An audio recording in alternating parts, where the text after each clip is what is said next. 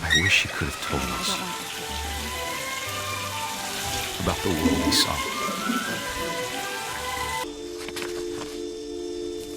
Fuck. Shit. Oh, cool. Yo.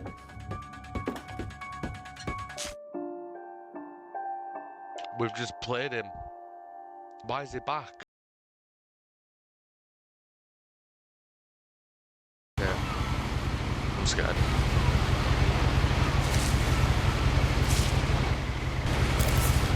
A lot of this isn't going to make sense to you, That's it. and I'm sorry about that. I'm just going to start at the beginning. I have no clue what's with going on. the house. Let's start at the beginning with the house. Okay. This isn't the usual game we play. My brother Milton disappeared when I was 4. It was like the house just swallowed him up. Okay. You know what that house looks like? That. I lived here until I was 11, but I wasn't allowed inside half the rooms. In there? You probably couldn't get to half the rooms. Inside the mailbox were bills from 7 years ago, marked urgent, open immediately. You gonna open them now? Nope. I hadn't been back since my brother Lewis's funeral. No. In her will, my mother left me a key, but didn't tell me what it unlocked. Maybe she thought I'd know. Or she thought that the mystery would be enough to bring me back. So it'll be the house. The house is ours now. The truth is, even after I inherited the house, I never thought I'd come back to it. But now I had questions about my family that only the house knew the answers to. The woods around the house have always been uncomfortably silent. As if they're about to say something, but never do. The house was exactly like I remembered it, the way I'd been dreaming about it. As a child, the house made me uncomfortable in a way I couldn't put into words. That would be weirded out living in this. Just like going upstairs Now, to the 14th as a 17-year-old, I knew exactly what those words were. I was afraid of the house. Oh. I hoped the key might unlock the front door. It didn't.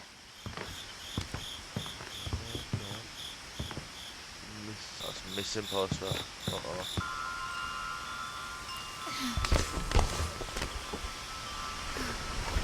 Crawling through the doggy door used to be a lot easier when I was 11.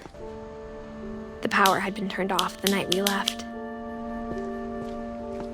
For the first time in years, I felt like I was home. It's 1 in 10. But instead of a family, there were just memories of one. Like how after Lewis started working at the cannery, we all got sick of eating salmon. Except our cat, Molly. Or how only one restaurant would deliver to our house, so we had Chinese a lot. No, Chinese is the best type of takeaway to have. Prove me wrong. Prove me wrong. The table was still a wreck from the night we left. My mom was the only one of us who could imagine Great-Grandma Edie living in a nursing home. Nothing in the house looked abnormal. There was just too much of it, like a smile with too many teeth. Even the fireplace had a story. Edie told me the bricks came from the original house, after it sank. Mom always told me to stay out of the basement, so I wasn't too surprised when the key didn't fit.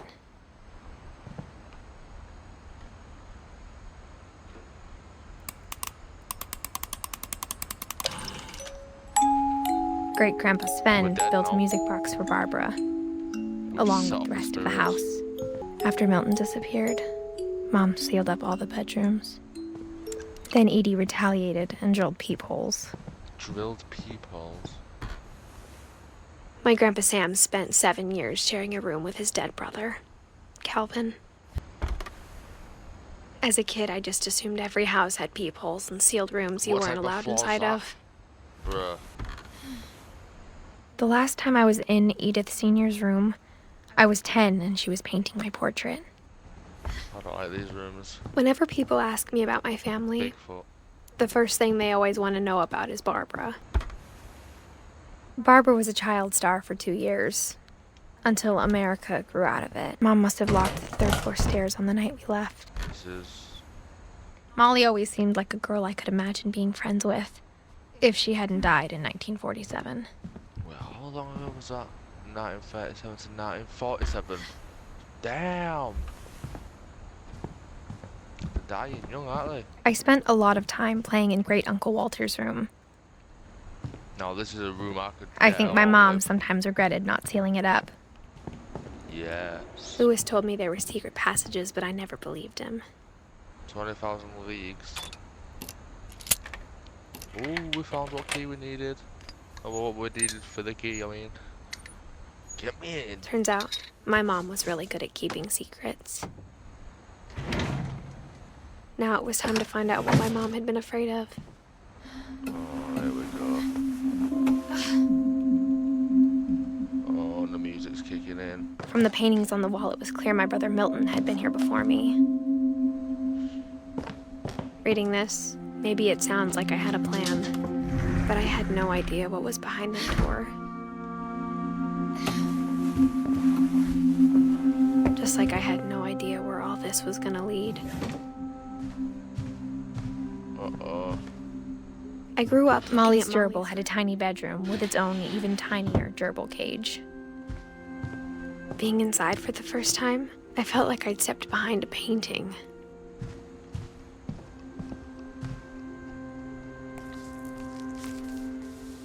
December 13th, 1947.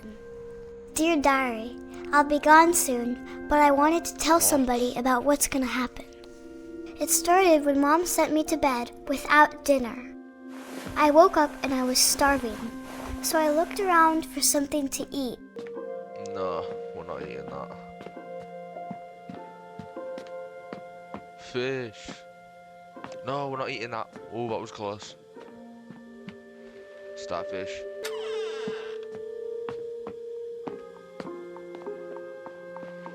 No, we're not eating toothpaste either. I ate a lot of things that night. I think neither fan.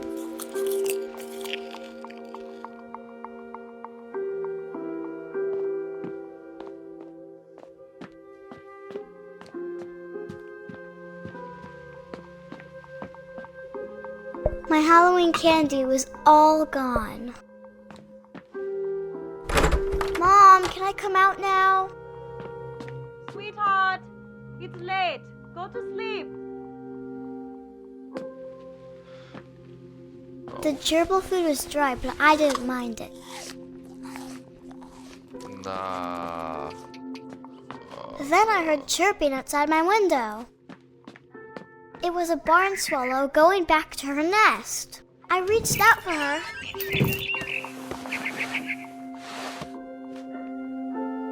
And suddenly,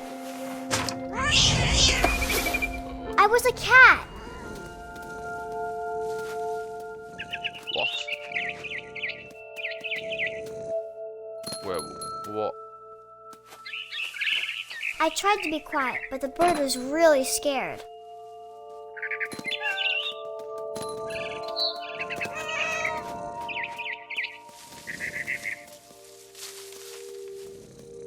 Are you going to bed?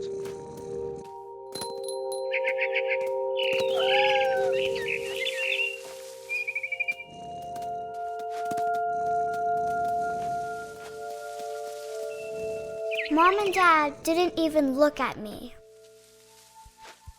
Oh.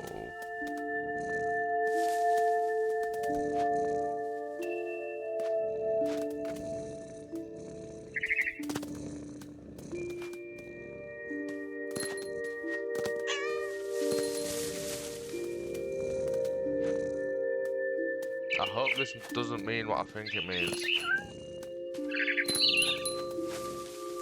I jumped and I almost got her. Really, I did. Good idea.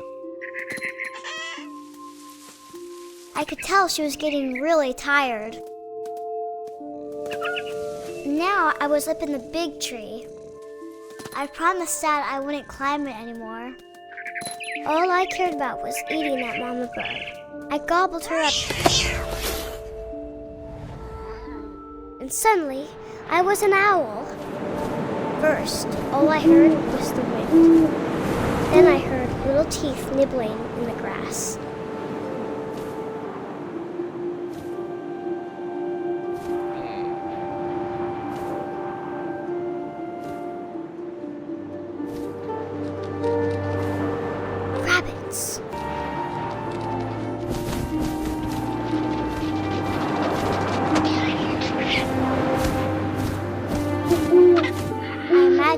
face looking up and seeing mine through my talons.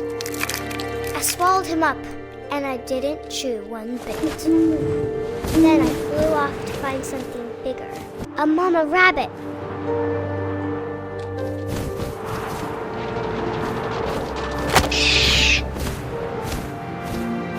She was almost too big to carry.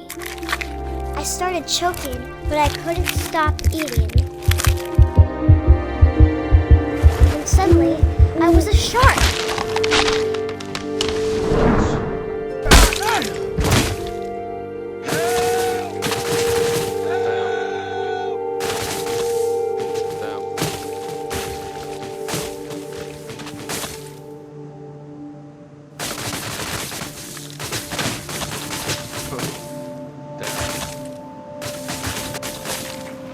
I rolled off a cliff and into the ocean. Now, I was hungrier than ever.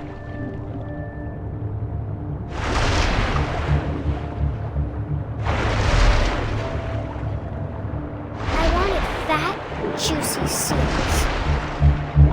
Oh, seals. Seal cute.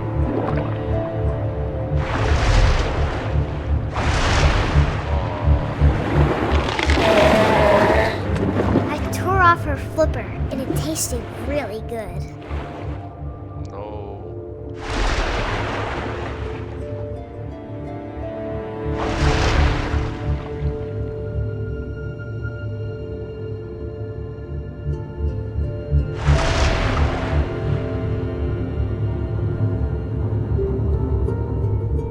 I grabbed on tight, but I was so hungry, I jumped out of the water.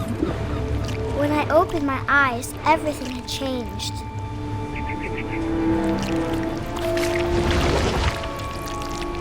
What am I?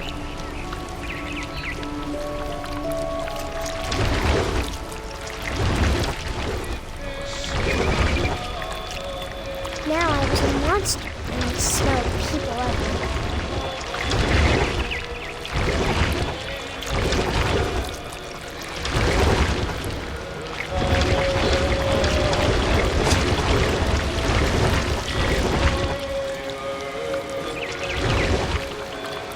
I was big, but I moved real quiet.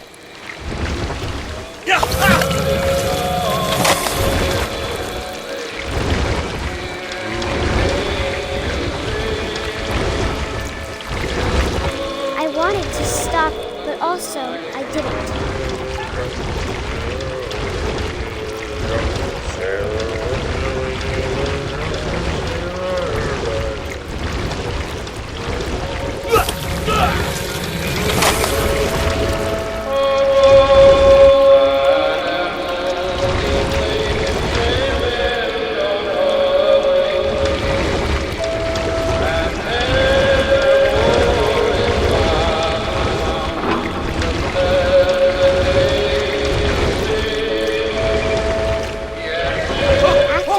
Passenger, I was still hungry.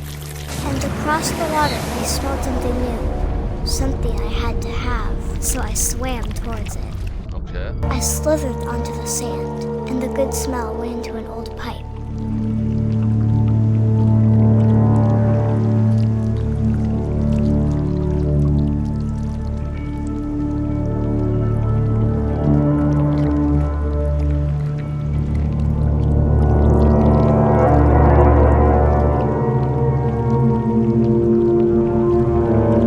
Closer and closer.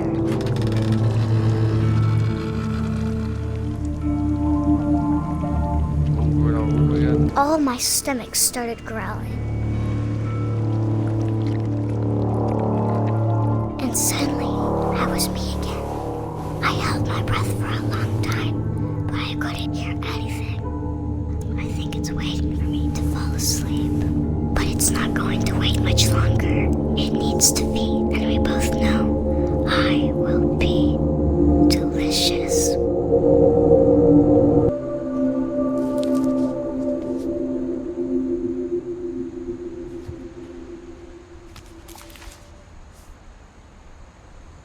I'm not sure if I believed all of that, but I'm sure Edie would have.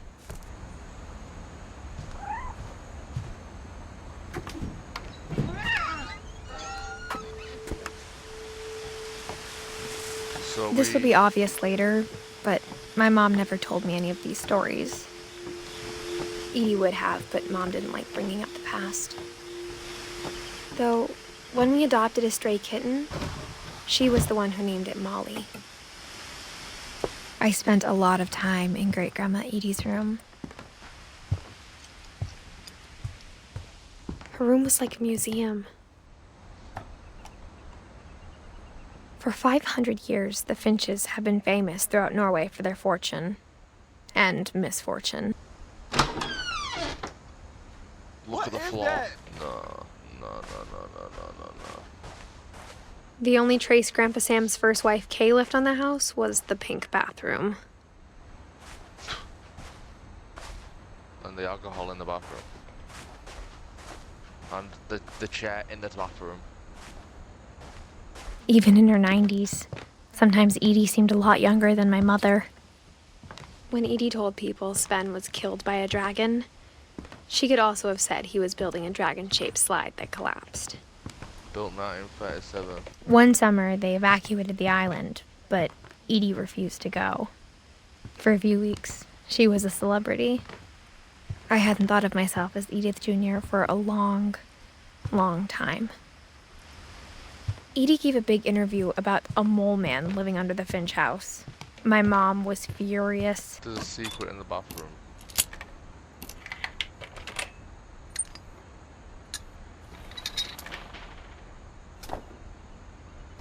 There's a secret in this bathroom.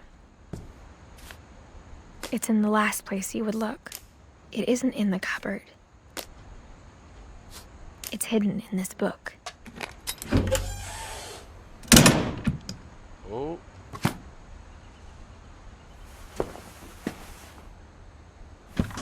Sven gave Sam an old camera he'd refurbished. He never put it down. Alright, it's time to get on our knees. Pause. Get up.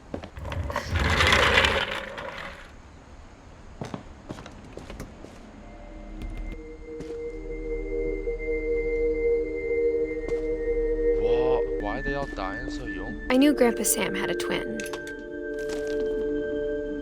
And that he never talked about him. I guess my grandpa didn't like history any more than my mom did.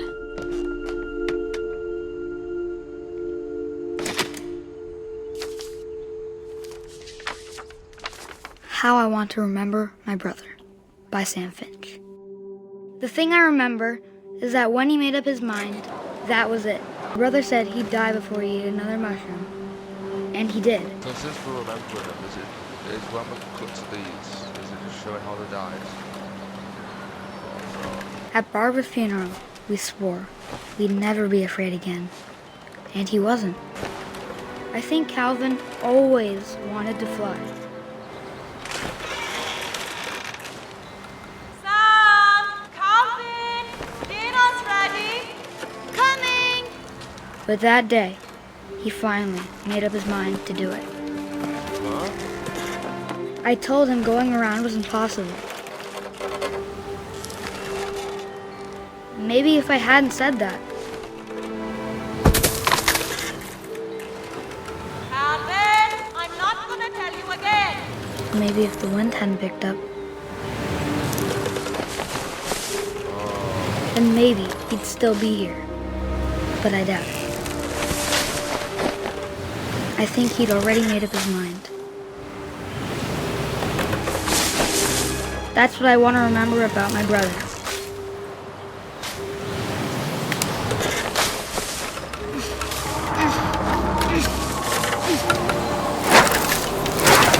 The day he made up his mind to fly. And he did.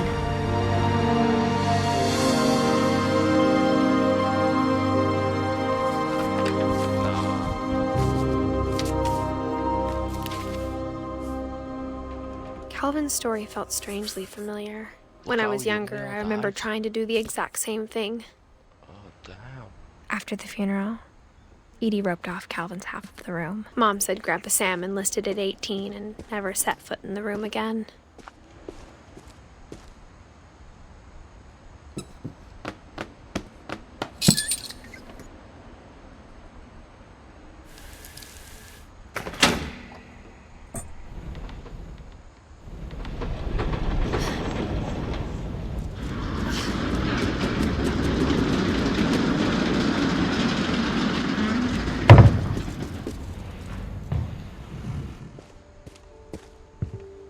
The passages were a pretty tight fit.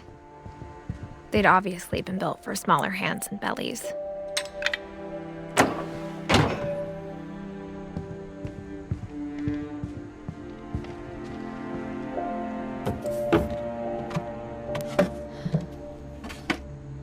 Growing up, I always thought of Barbara as a child star. Dreadful stories. Of all the stories people wrote about Barbara's death, I'm surprised Edie saved this one.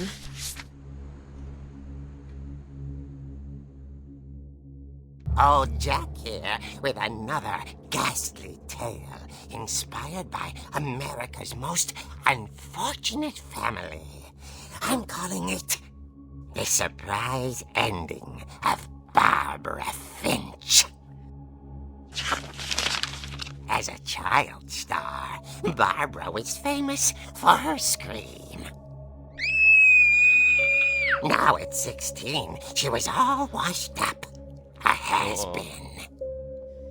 But in a lucky break, she'd been asked to perform her signature scream at a local convention for monster movie fans.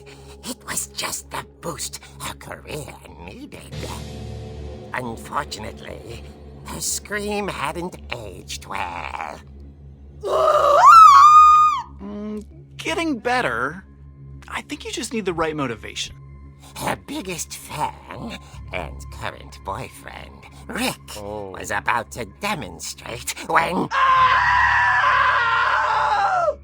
Now that was a great scream. It was Barbara's father, Sven. He'd slipped into a table saw and had to be rushed to the emergency room. So Barbara got stuck babysitting her youngest brother, Walter. Her convention comeback was cancelled. Okay, I'm hearing frustration, but I'm not hearing terror. What if I tried... A gang of hoodlums in Halloween masks have been terrorizing Orcas Island tonight. Police are urging residents to... That came from the basement. You're right! Also, I loved your delivery on that. Why is your basement door locked? Because my dad likes making puzzles and secret passages. There's a key hidden in the music box. The secret is to keep winding and winding until finally the key pops out. Thanks, babe. I'll be back in a sec. 20 minutes later, Rick hadn't returned. Oh. So Barbara went to look for him, right on cue. She reached for the music box. And as she wound the key, she listened for Rick, but the house was silent. Oh, cool. Yo.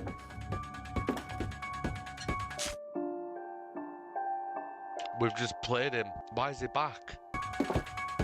Michael, come on, Are man. you okay? She found Rick's crutch and imagined the worst. Michael, chill. Boom. Michael, you're getting chained where you are. Let's go. The gang's leader is the infamous Hookman killer, Dr. Carl Hamill, who impaled and then ate his family 10 years ago tonight. What? Where are Michael?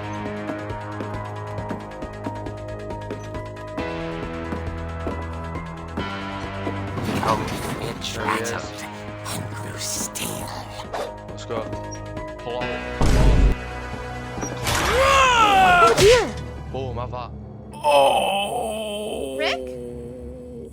Barb, relax. I was just trying to scare you to help you find your scream. Well, I'm not scared, Rick. I'm furious. Then act furious. All I'm getting from you now is that you're hurt and confused and She threw him out, but she kept a little something to remember him by. Barb, have you seen my other crutch? And she was still holding it when she fell asleep watching the late picture show. Hours later... Barbara! Walter, what's going on up there? Ah! Okay, I'm coming up, but if this is a trick, you're dead, Walter. Oh, he's back. Might go with friends. Where would that be?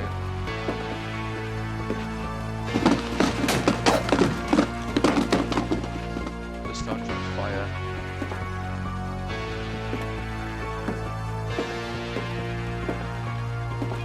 Walter, are you there?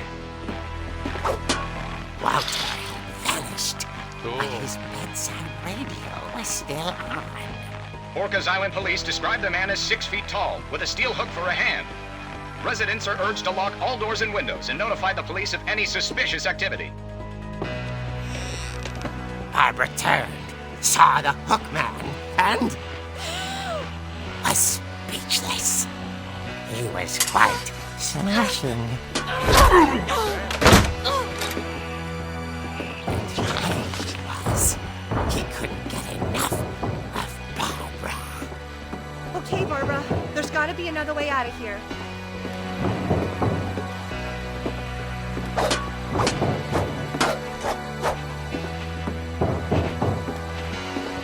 Here we are. Let's go. That night, she played her part beautifully.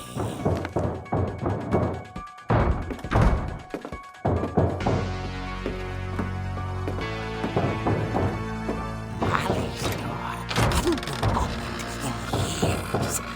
The hinges groaned.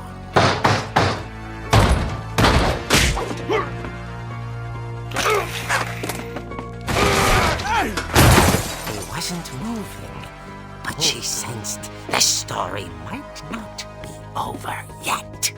We're gonna get down there. It's gonna be gone. It's gonna be behind us.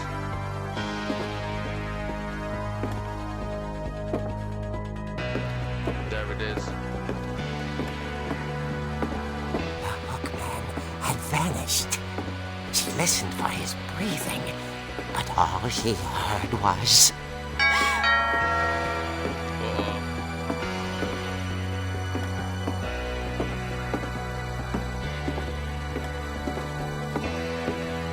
At the door, she heard whispering.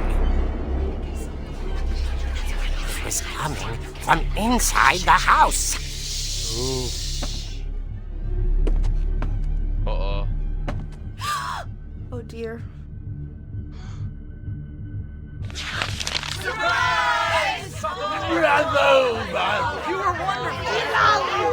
monsters had come to surprise her. For Barbara, it was a dream come true. Then she saw what kind of monsters they were, and she realized what was about to happen. She was going to be famous. And with her final breath, Barbara Finch gave the performance of her life.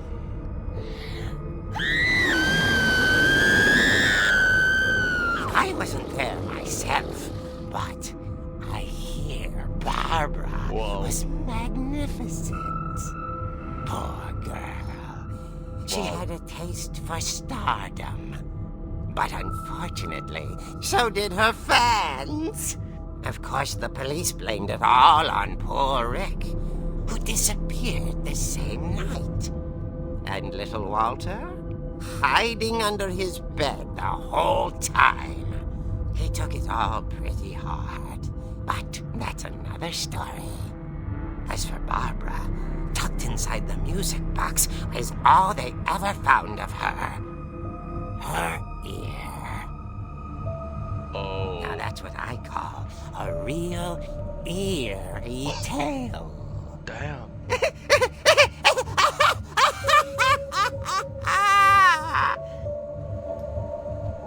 Alright, Chucky.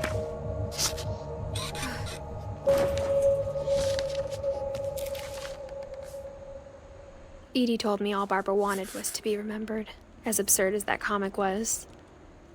Maybe what Edie saw was a happy ending. I guess now I know why Mom didn't like me playing with the music box. All those times I played with the music box and never found the basement key. A lot of things got left behind in the whirlwind of that last night. Here we are.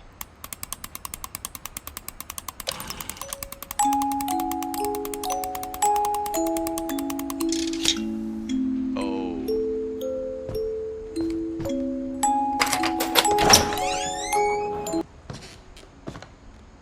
Another Michael started. Down here. Michael Myers. Mom said the basement was off limits, unless I wanted another tetanus shot. Huh? I saw Edie sneak down to the basement once, carrying packages. I thought maybe she was hiding presents. It turned out she was hiding a lot more than that.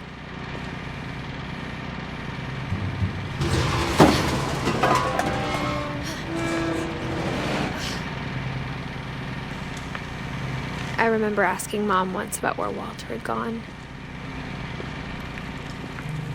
She said after Barbara died, he got as far away as he could. If there's a pattern in all these stories, I think it's that none of us has gotten very far. I'm saying that. Walter did. Walter's far. Goodbye, everyone. I can't believe I've been down here for 30 years. What?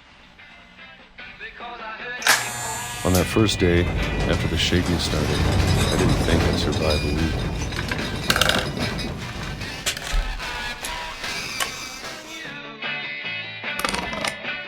But after a few days, I settled into a routine. That's what kept me sane. Having a schedule, living for today. I always expected to be dead tomorrow. But if you wait long enough, you get used to anything.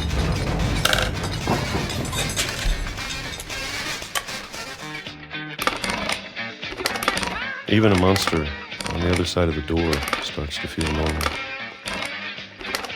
Almost friendly.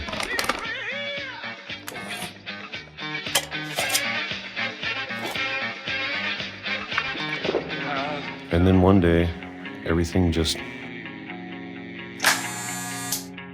stopped. Whatever that thing was, it was gone. Maybe it got tired of waiting. Or maybe I just got tired of being afraid. You've been down there a long time. It's been a week now, the longest in 30 years. Damn. I'm done waiting. I have to leave. Well, I still can.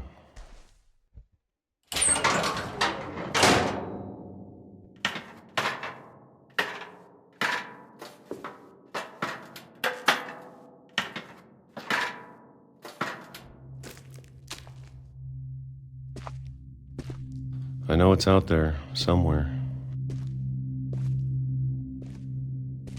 And I'm gonna get it. Whatever killed Barbara Oh.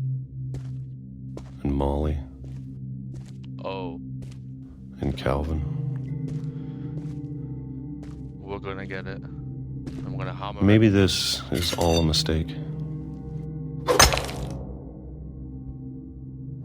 But I need to stop living the same day, even if it kills me.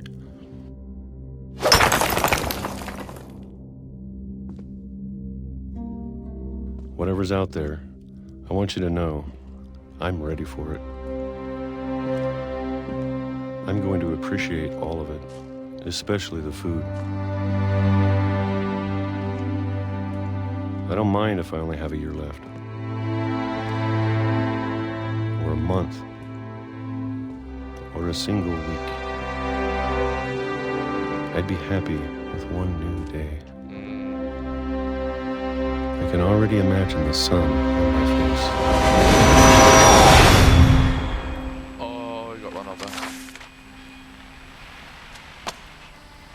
Oh, damn, man.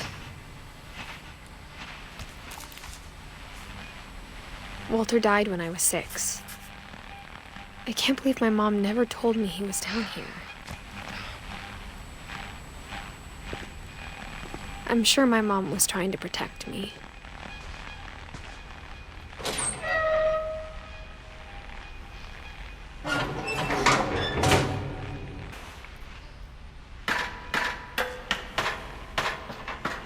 Maybe she was afraid I'd end up like Walter.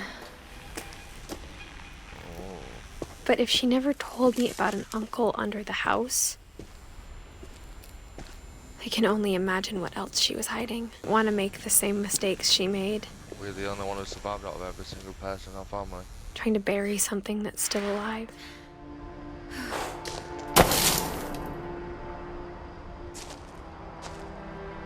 Now that there's only one of us left, or maybe two, I thought it was time I heard the stories for myself and found out what happened to everyone else. But now I'm worried the stories themselves might be the problem. Maybe we believed so much in a family curse, we made it real.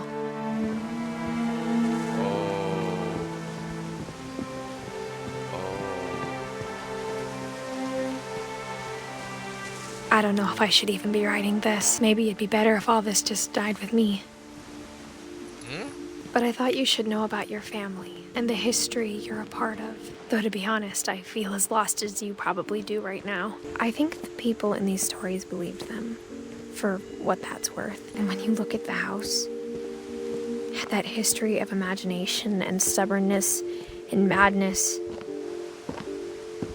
any of it seems possible.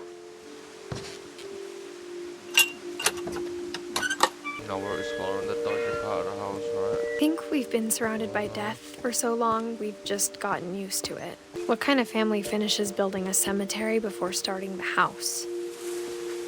Oh, that is bad. It's embarrassing for me to admit this, but the pet cemetery made me more uncomfortable than the human one. 3 of the gerbils were mine, and 2 had been my fault. Sven built the house, but it was Edith who designed the cemetery.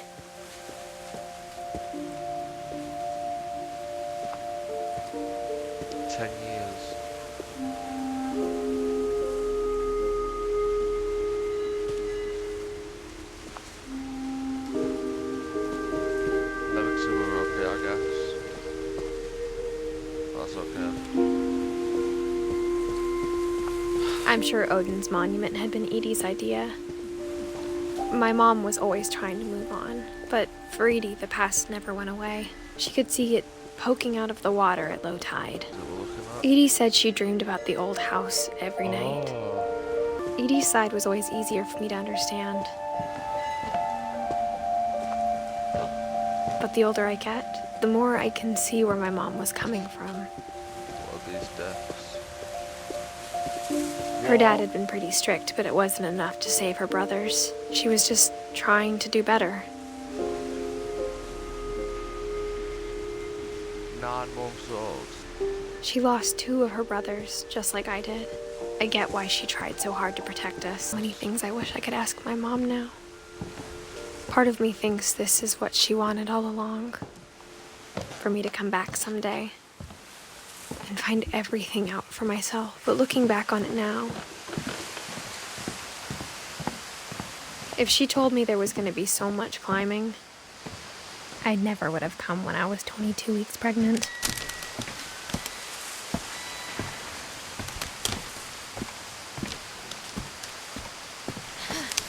Oh. We are pregnant.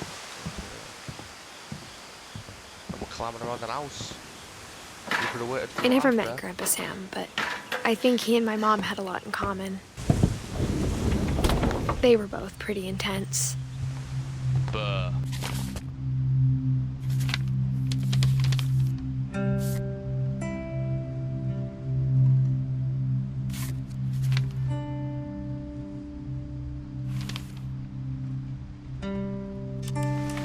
Dawn, I promise, you'll never forget this weekend. Yes, sir. These memories are gonna last a lifetime. Am I gonna have to shoot anything? It's a hunting trip, Dawn. Shooting is strongly encouraged. Perfect. It's gonna rain the whole weekend, isn't it? I will never forget this weekend, Dad. Okay, got it. I'm gonna take some pictures, okay? Just be careful. The camera's older than you are. Aw.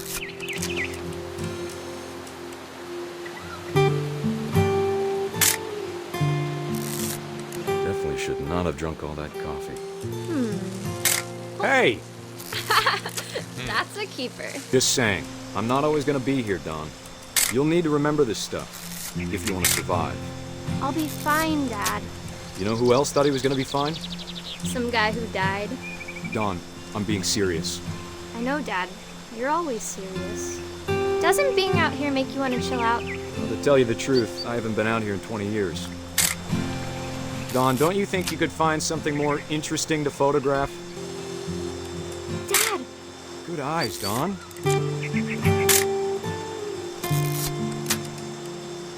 Before you take the shot, let me get a picture of you.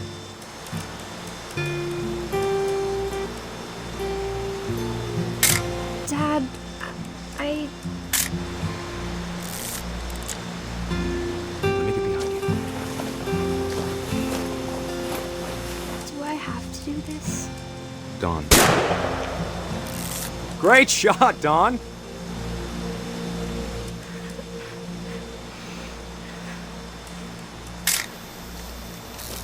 I'm proud of you, Dawn. Always remember that, okay?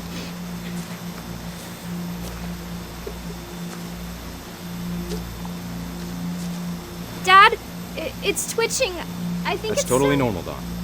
Just focus on the camera. Try not to think about— Dad!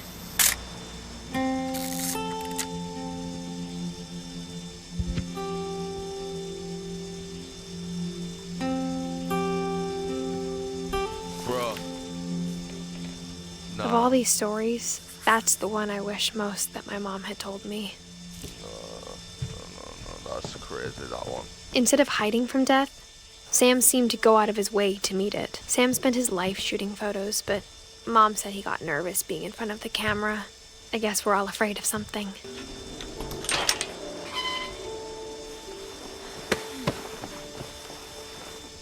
Oh no.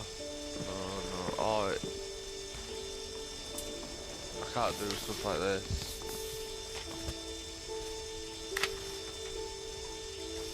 Dear Kay, do you remember the way Gregory used to laugh when he thought he was alone?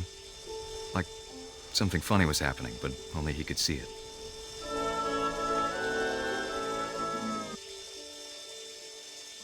What is this? I think he saw things the rest of us don't.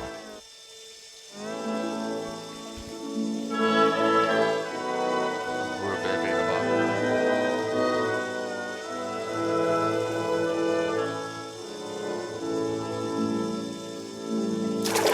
Oh, we're a frog now.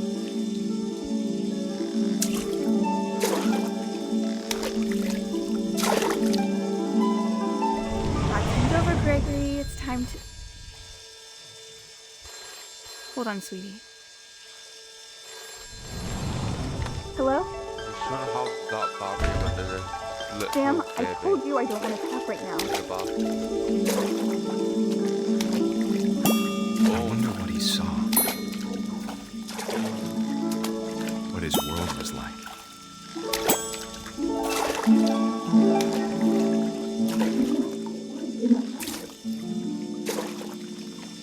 Come on with the ducks as well. He reminded me so much of Calvin. Lost in his imagination. What have I stuck on? Whatever it was he saw. Where we can spin it.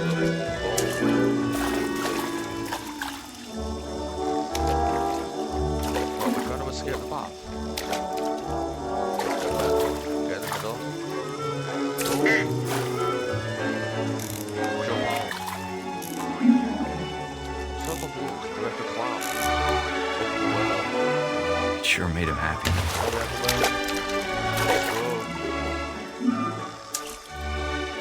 Help me out, guys. I want to see which of us is going to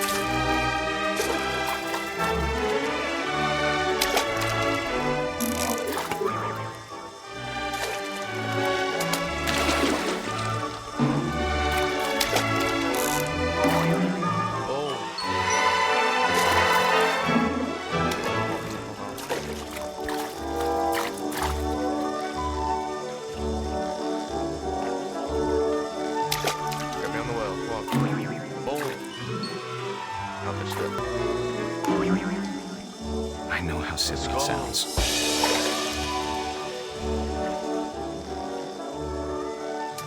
But I worried about a baby being too happy.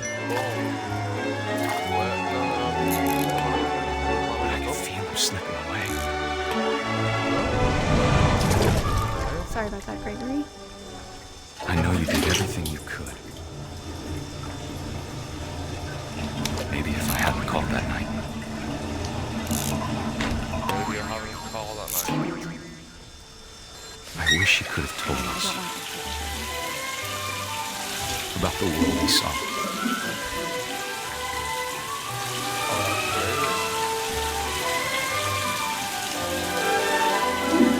Much I don't understand. About Gregory. About everything. Bro.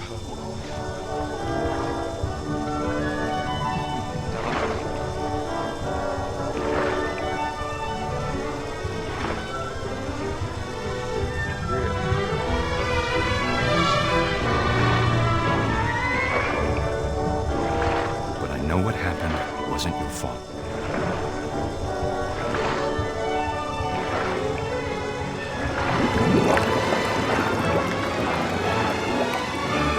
I'm sure he's happy. And he'd want you to be happy too. Good luck, Kay. Love, Sam. Fuck. Shit.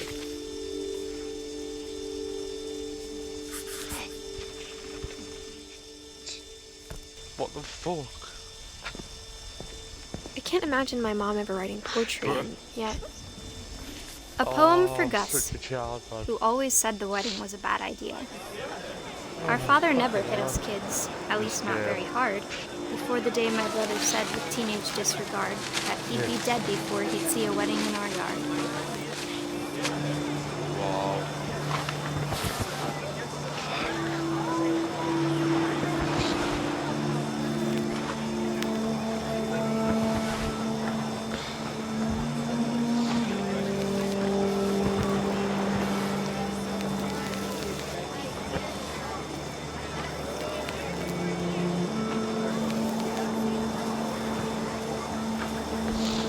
My father made him come, of course, but Gus stood far apart, just flew his kite and bottled up the storm inside his heart.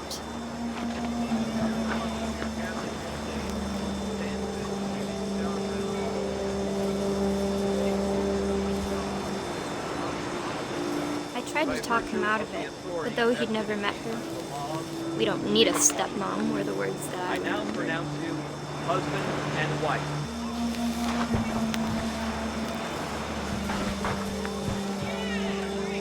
When the time for photos came, Dad ordered him to come here.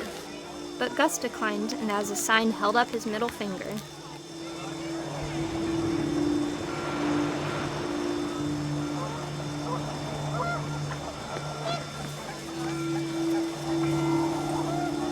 Looked up and panicked geese appeared and quickly went. But all the humans did that day was go inside the tent.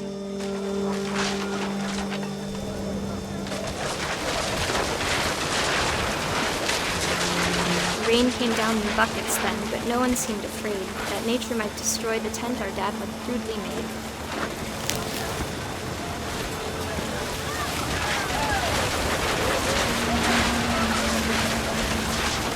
The thunder sounded much too close and full of angry power. But all my father said to this was, "Make the music louder."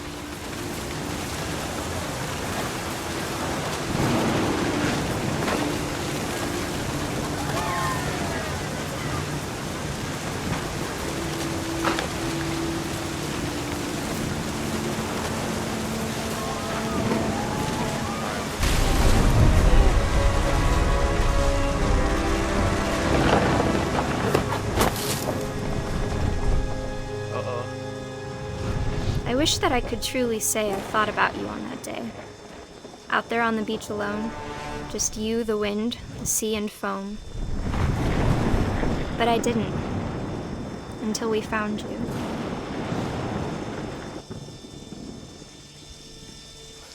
Fuck.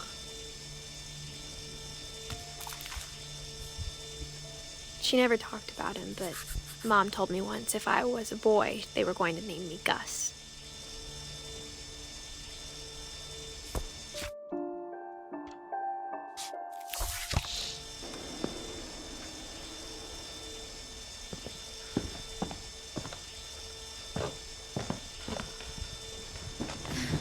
My mom moved up to the loft after her brothers died.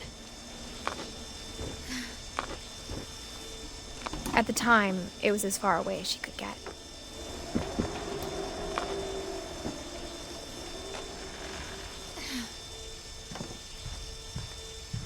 She spent a summer building houses in Calcutta, where she met my dad, Sanjay. Religion was another thing my mom never talked about, but I think it helped her a lot after her dad died. My mom moved to India a week after graduation and got a job teaching English. Louis was born a year later. When my dad died, I don't think Mom knew where else to go. I'm sure Edie was happy to have her back.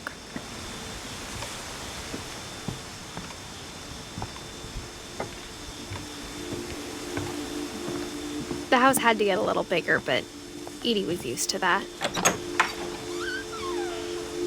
And for a while, things were good. Almost normal, but it didn't last. The beginning of the end was Milton's 10th birthday, when Edie gave him a castle. 10th birthday. Shit.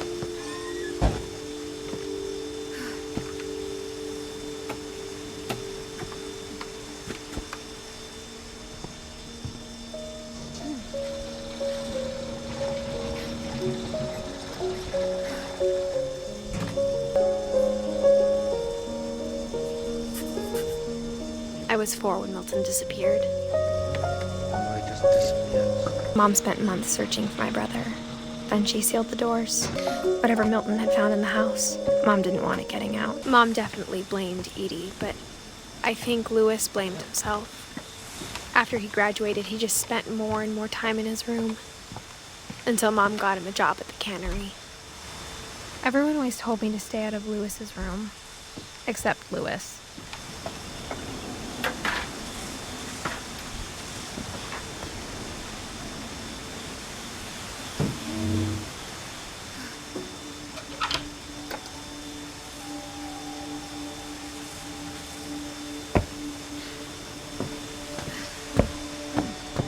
Louis's room smelled very, very familiar.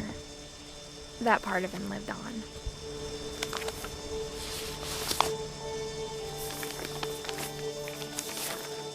Dear Mrs. Finch, as Louis's psychiatrist, I can understand your desire for an explanation. As I see it, the trouble began in January, shortly after we convinced your son to seek treatment for substance abuse. Oh. Newly sober, I believe Louis first noticed the monotony of his daily life.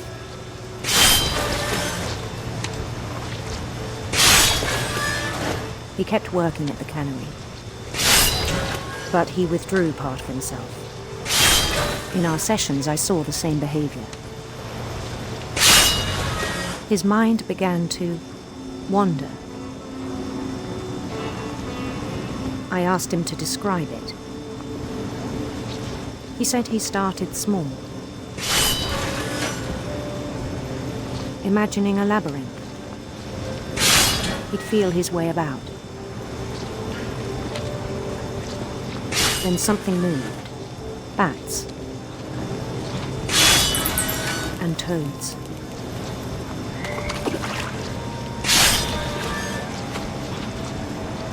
And things that have not names. He knew it was all in his head.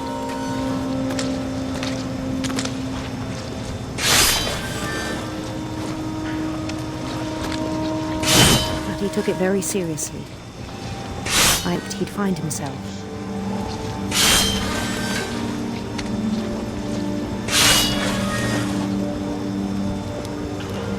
But he found something more. I worried about him then, daydreaming at the cannery. I spoke with his boss, but he said Louis had become a model employee, methodical, tireless, focused, like a whole new Lewis. So I let him go on.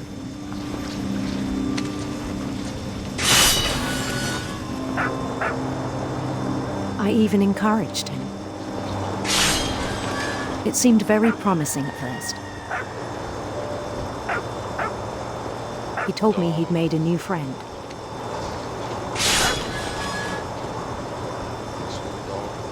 On the edge of a city he named Lewis Topia.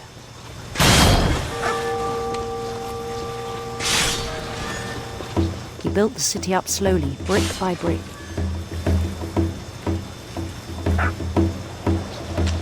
Then he made musicians.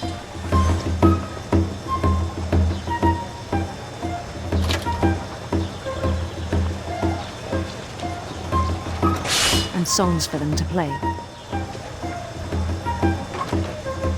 He talked about starting a band. And he was always humming something. Every day his imagination grew stronger.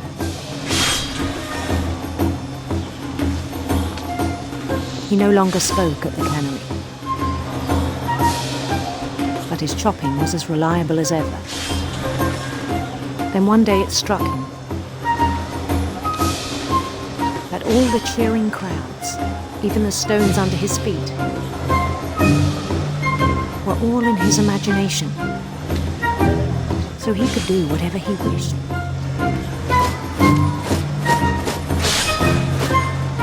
He held an election for mayor. And he won. They begged him to stay, but his mind was already wandering. It became a game for him.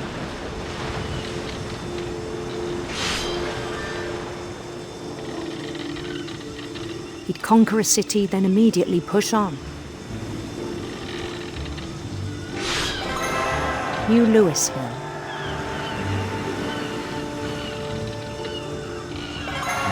St. Louis. He started drifting away from our reality.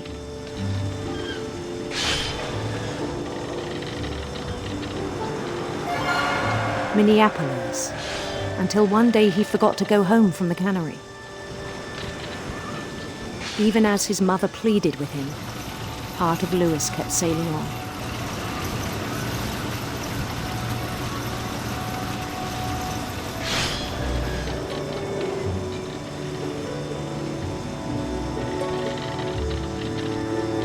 In Lewisburg, he heard rumors of a handsome queen.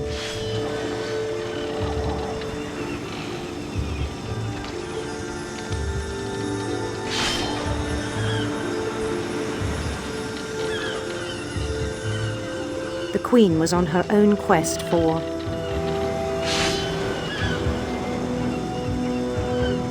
radiant rainbows.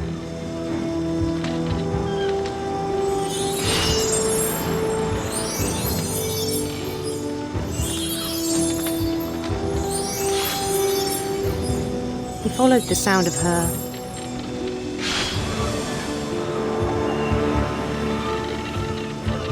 electric sitar.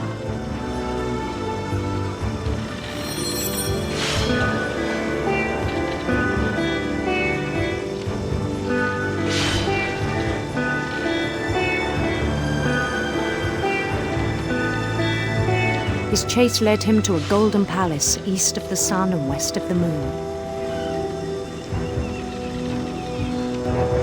Even then, his logic remained sound. He knew the world was all in his imagination.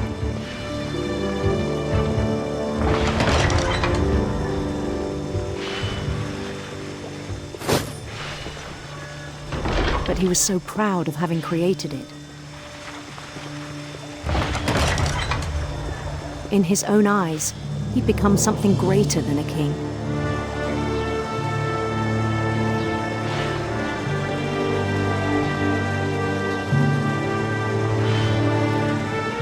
For someone who'd never known success in the real world, I think it was overwhelming.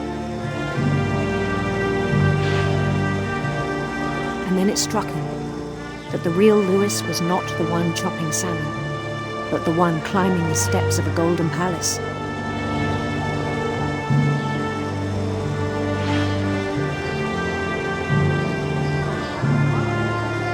It was hard to argue with him.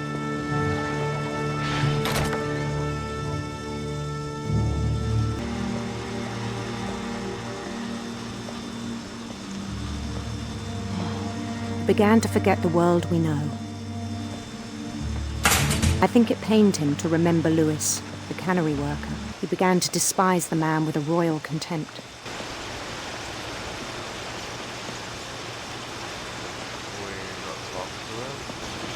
I still thought I could save him. Even after he said he was being crowned king over all the lands of wonder.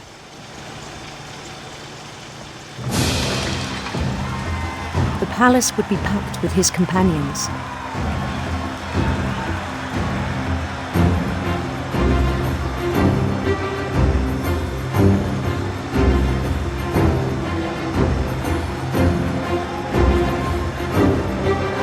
Including the wise Calico who had insisted on advising him.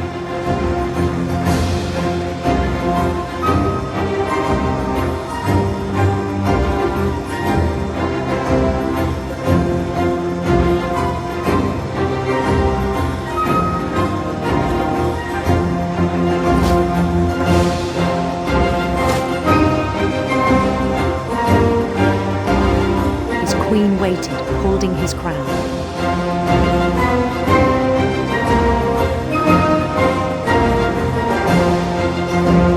There was only one thing left to do, bend down his head.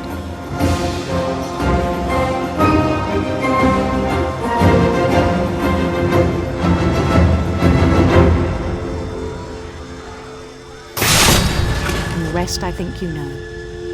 Mrs. Finch, your son was a kind man who will be missed by all of us who knew him.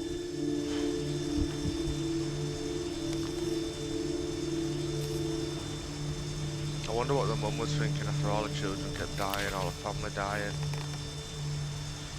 My brother was really cool. I wish you could have met him. He was so proud of being Indian. I think for him, it was a way to be something other than just a finch.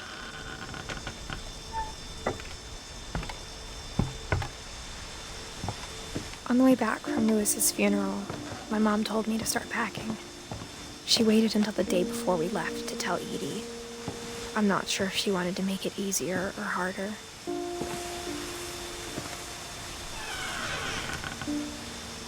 I wish we'd stayed.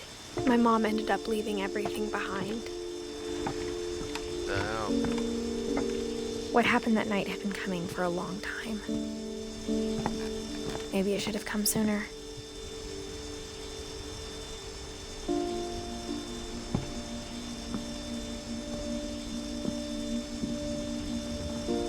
But it had to end one way or another.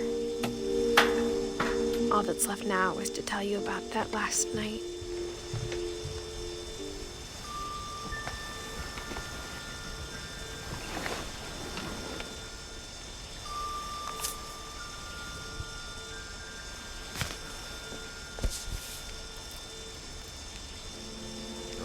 That whole last day, Edie just watched us pack and didn't say a word. Until supper, when she raised her glass and said, "To our final night together, and all our final nights apart." Grandma, you know what I said about alcohol. Some of your medications are very Edith, specific. I left a present for you in the hallway. Why don't you go open it? The grown-ups have to argue now. I'm sorry, you're right. We're all leaving tomorrow. Let's just enjoy our last... I'm not leaving. Edith, you're excused. The power had been shut off that morning, but Edie always had plenty of candles. When my mom sealed the library, I don't think she knew about the other entrance.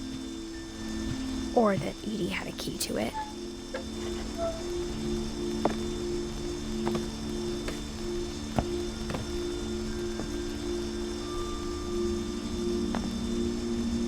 thing you're afraid of isn't going to end when you leave the house. Edith has a right to know these stories. My children are dead because of your stories. I think it's best if Edith and I leave tonight. We'll have the nursing home send a van for you in the morning. Okay? Dear Edith, there's so many stories I wish I could tell you, but there's only time for one. This is about what happened on the night you were born. That night, the tide went way, way out. It was the first and last time I ever saw the old house aground. There'd been an earthquake out in the middle of the ocean. They called it the lowest tide in 1,000 years. God, it smelled awful. No, I've seen that house every day of my life.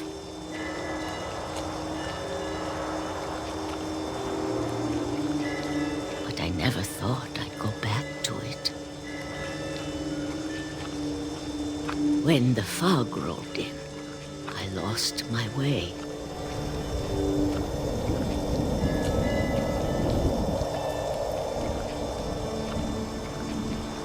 I got turned around.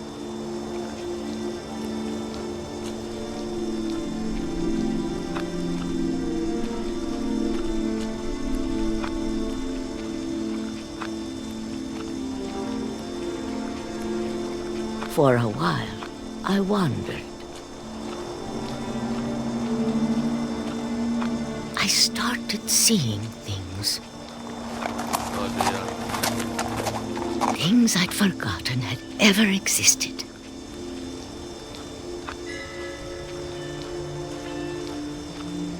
But when I saw them, they felt like old friends. That night, a lot of things came back to me. Or maybe I came back to them.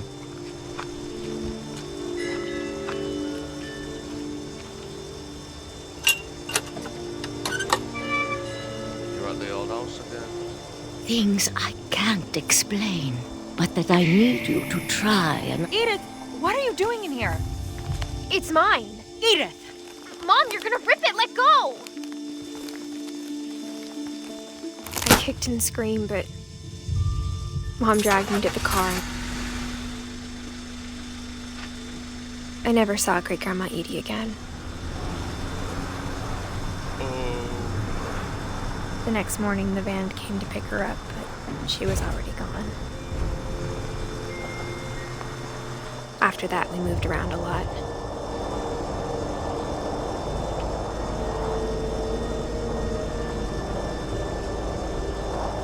We both tried to make the best of it.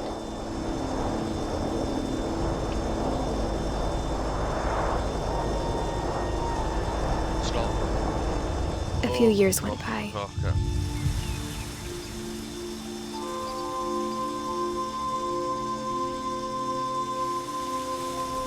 My mom didn't like to talk about it. But she started getting sick a lot. Oh. She got better for a while, and then she didn't. And then I was alone.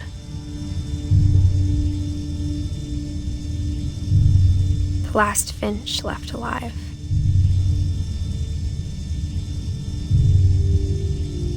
Until I found out about you.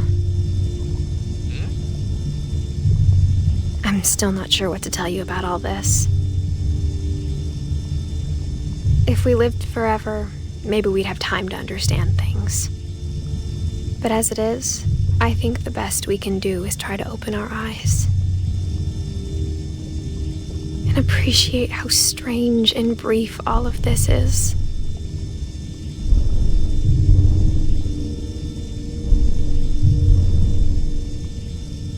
This journal was supposed to be for you.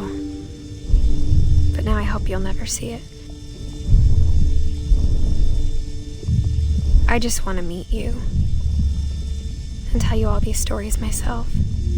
But I guess if you're reading this now, things didn't work out that way.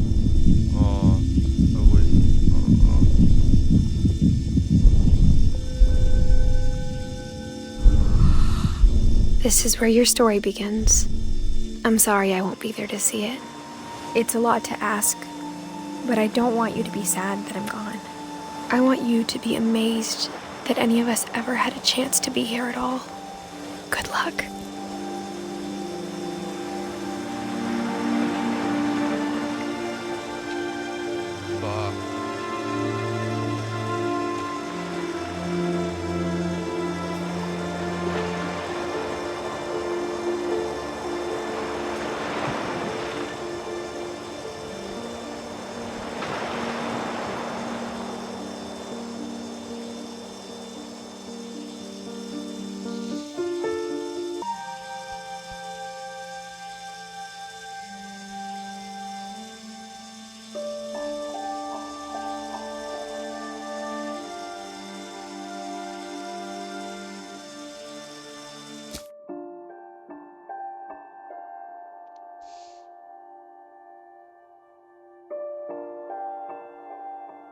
Damn. We're never playing a game like this again.